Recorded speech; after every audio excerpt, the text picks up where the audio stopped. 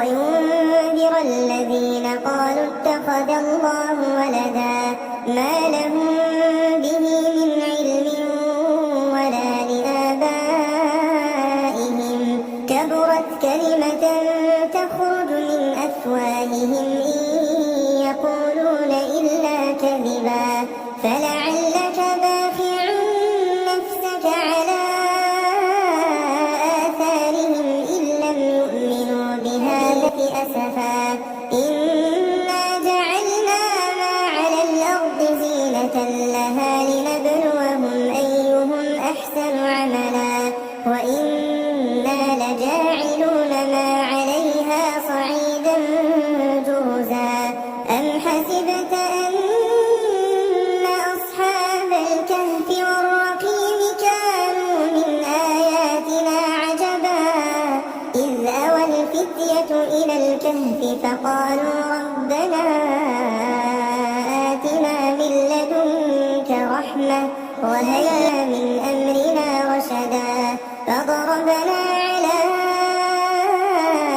آذانهم في الكهف سنين عددا ثم بعثناهم لنعلم أي الحزبين أحصى لما لبثوا أمدا نحن نقص عليك نبأهم بالحق إنهم فتية آمنوا بربهم وزدناهم هدى وربطنا على قلوبهم إذ قاموا فقالوا ربنا رب السماء والأرض لن ندعو من دونه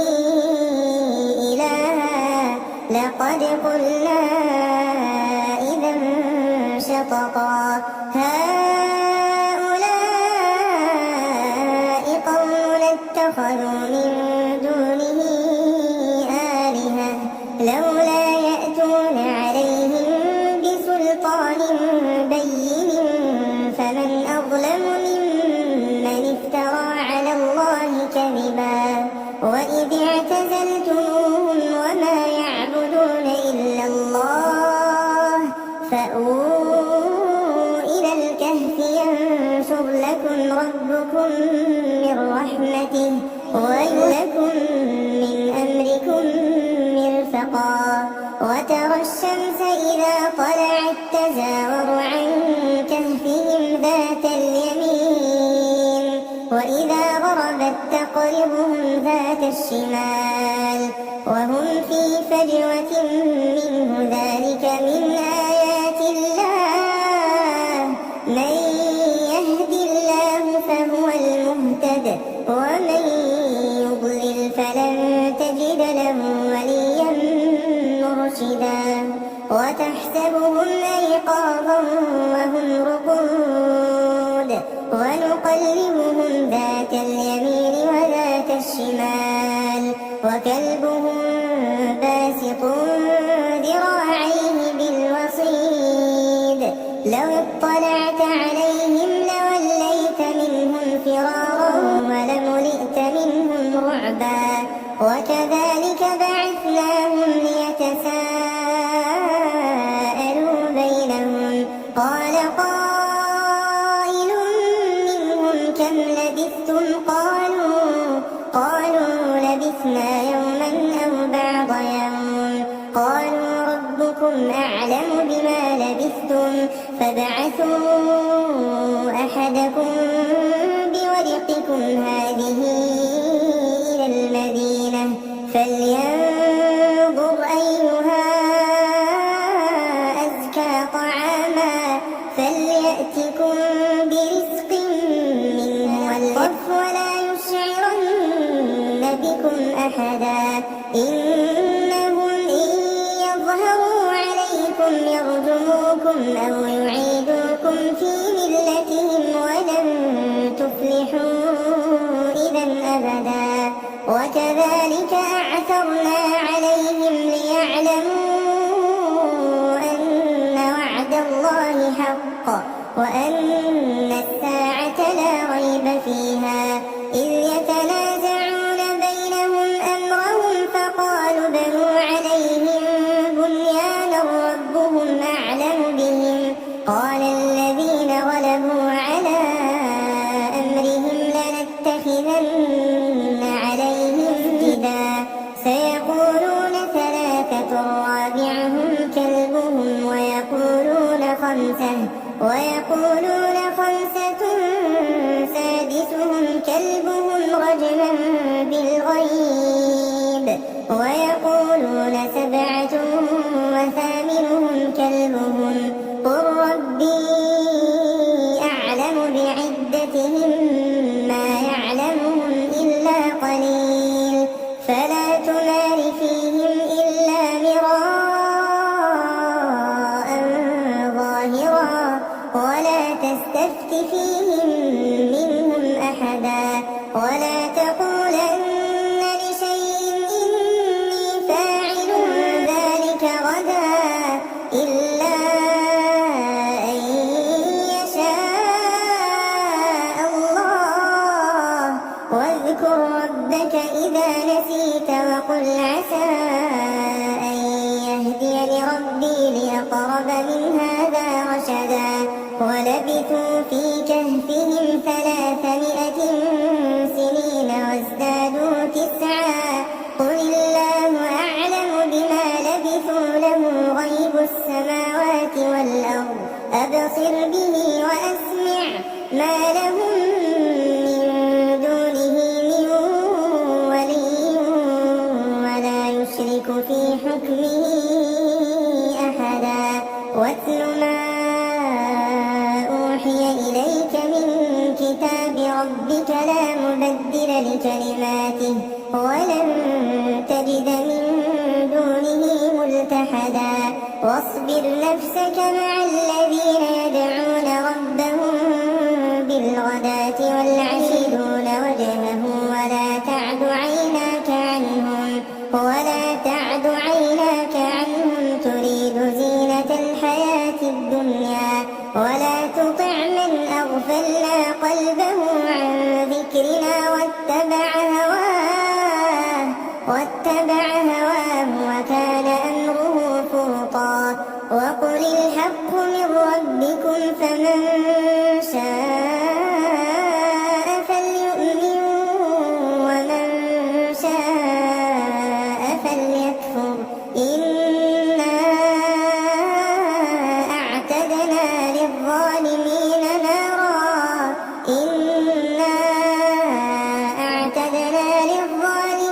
نارا أحاط بهم سرادقها وإن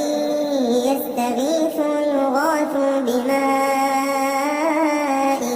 كالمهل يشوي الوجوه بئس الشراب وساءت مرتفقا إن الذين آمنوا وعملوا الصالحات إنا لا نضيع أجر من أحسن عملا أولئك لهم جنات عدن تجري من تحتهم الأنهار يحلون فيها من أساور من ذهب ويلبسون ثيابا من سندس وإستبرق متكئين فيها على الأرائك نعم الثواب وحسنت مرتفقا واضرب لهم مثلا الرجلين جعلنا لأحدهما جنتين من أعناب وحففناهما بنخل وجعلنا بينهما زرعا كلتا الجنتين آتت أكلها ولم تظلم منه شيئا وفجرنا خلالهما نهرا وكان له ثمر فقال لصاحبه وهو يحاوره أنا أكثر منك مالا وأعز نفرا ودخل جنته وهو ظالم لنفسه قال ما أظن أن تبيد لي أبدا وما أظن الساعة قائمة ولئن رددت إلى ربي لأجدن خيرا منها منقلبا قال له صاحبه وهو يحاوره أكفرت بالذي خلقك من تراب ثم من نطفة ثم سواك رجلا لكن هو الله ربي ولا أشرك بربي أحدا ولولا إذ دخلت جنتك قلت ما شاء الله لا قوة إلا بالله إن ترني أنا أقل منك مالا وولدا فعسى ربي أن يؤتيني خيرا من جنتك ويرسل عليها حسبانا من السماء فتصبح صعيدا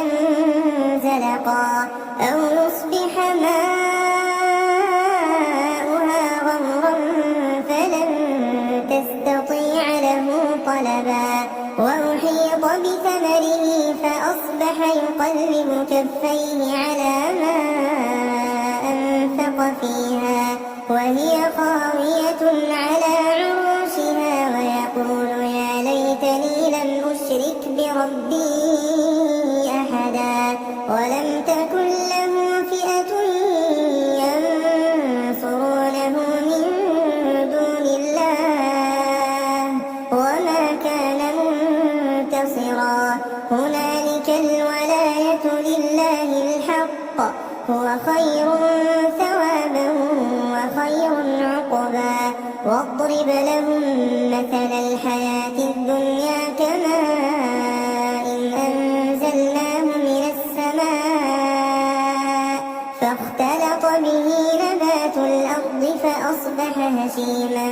تذروه الرياح وكان الله على كل شيء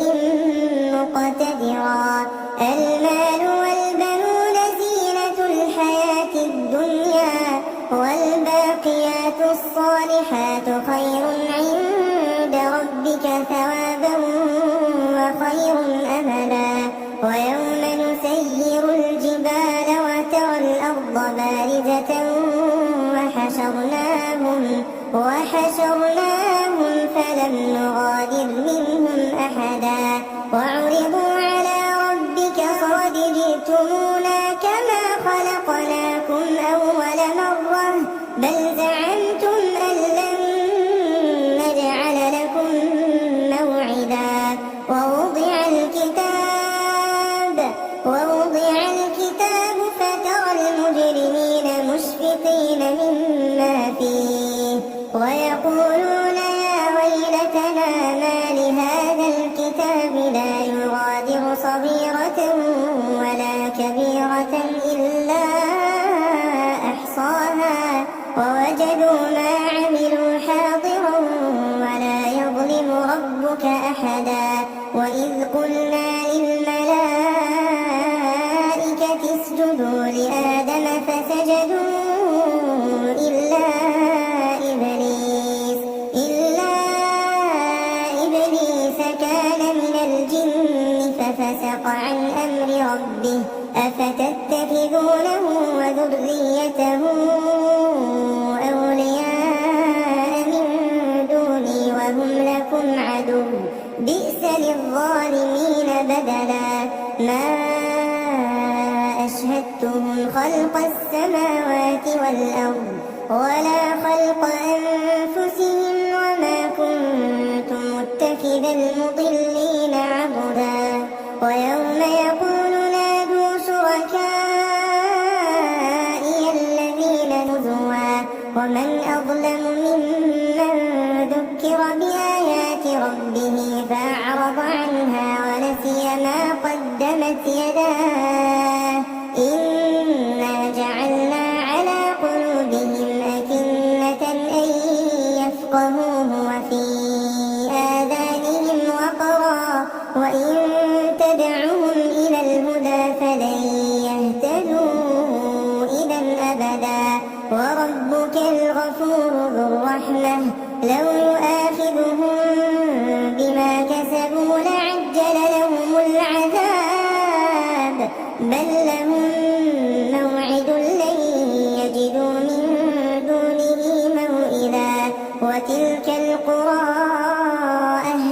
فأخذناهم لما ظلموا وجعلنا لمهلكهم موعدا وإذ قال موسى لفتاه لا أبرح حتى أبلغ مجمع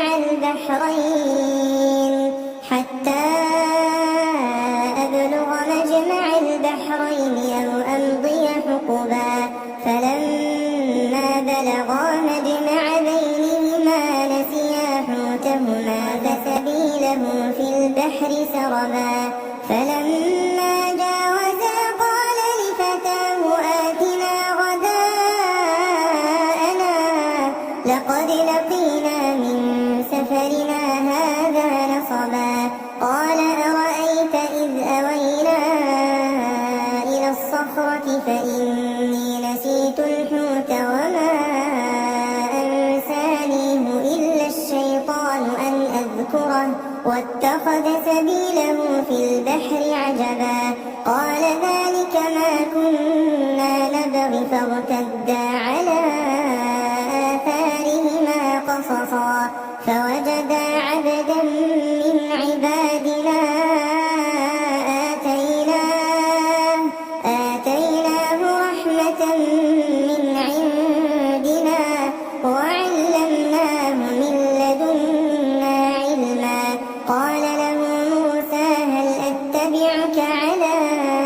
أن تعلمني مما علمت رشدا قال إنك لن تستطيع معي صبرا وكيف تصبر على ما لم تحط به خبرا قال ستجدني إن شاء الله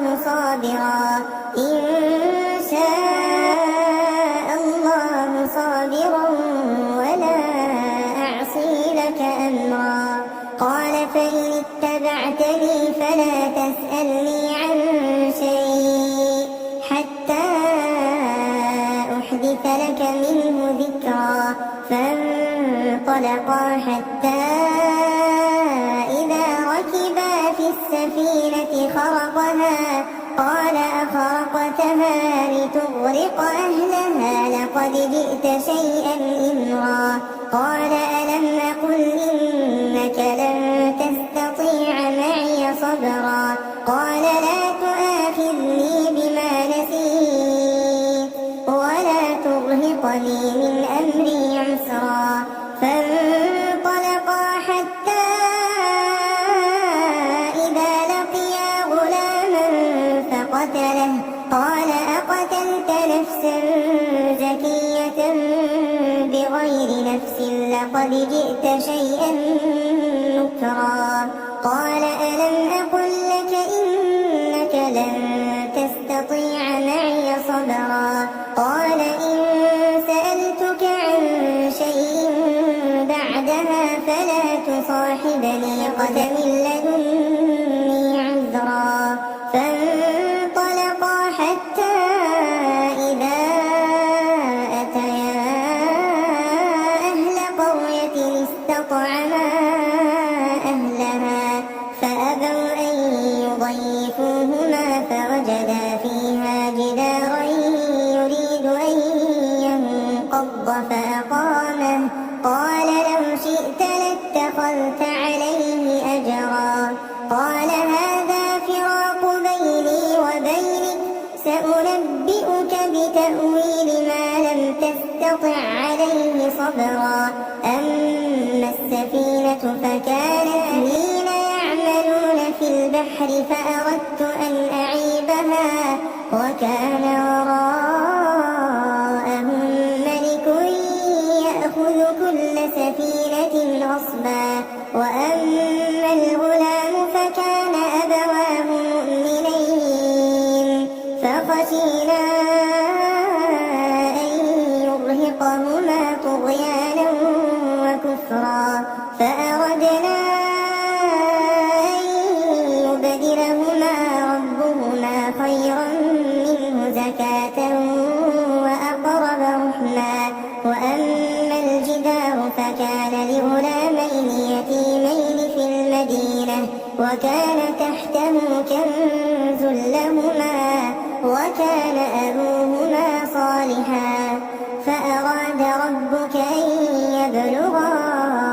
أشدهما ويستخرجا كنزهما رحمة من ربك وما هو عن أمري ذلك تأويل ما لم تسطع عليه صبرا ويسألونك عن ذي القرنين قل سأتلو عليكم منه ذكرا إنا مكنا له في الأرض وآتيناه من كل شيء سببا فأتبع سببا حتى إذا بلغ مغرب الشمس وجدها تغرب في عين حمئة ووجد عندها قوما قلنا يا ذا القرنين إما أن تعذب وإما أن تتخذ فيهم حسنا قال أما من ظلم فسوف نعذبه ثم يرد إلى ربه فيعذبه عذابا نكرا وأما من آمن وعمل صالحا فله جزاء الحسنى وسنقول له من أمرنا يسرا ثم أتبع سببا حتى إذا بلغ مطلع الشمس وجدها تطلع على قوم لم نجعل لهم من دونها سترا كذلك وقد أحطنا بما لديه خبرا ثم أتبع سببا حتى إذا بين السدين وجد من دونهما قوما لا يكادون يفقهون قولا قالوا يا ذا القرنين إن يأجوج ومأجوج مفسدون في الأرض فهل نجعل لك خرجا على أن تجعل بيننا وبينهم سدا قال ما مكني فيه ربي خير فأعينوني بقوة أجعل بينكم وبينهم ردما آتوني زبر الحديد حتى إذا ساوى بين الصدفين قال انفخوا حتى إذا جعله نارا قال آتوني أفرغ عليه قطرا فما استطاعوا أن يظهروه وقعوا له نقبا قال هذا رحمة من ربي فإذا جاء وعد ربي جعله دكا وكان وعد ربي حقا وتركنا بعضهم يومئذ يموج في بعض ونفخ في الصور فجمعناهم جمعا وعرضنا جهنم يومئذ للكافرين عرضا الذين كانت أعينهم في غطاء عن ذكري وكانوا لا يستطيعون سمعا أفحسب الذين كفروا أن يتخذوا عبادي من دوني أولياء إنا أعتدنا جهنم للكافرين نزلا قل هل ننبئكم بالأخسرين أعمالا الذين ضل سعيهم في الحياة الدنيا وهم يحسبون أنهم يحسنون صنعا أولئك الذين كفروا بآيات ربهم فحبطت أعمالهم فلا نقيم لهم يوم القيامة وزنا ذلك جزاؤهم جهنم واتخذوا آياتي ورسلي هزوا إن الذين آمنوا وعملوا الصالحات كانت لهم جنات الفردوس نزلا خالدين فيها لا يبغون عنها حولا قل لو كان البحر مدادا لكلمات ربي لنفد البحر قبل أن تنفد كلمات ربي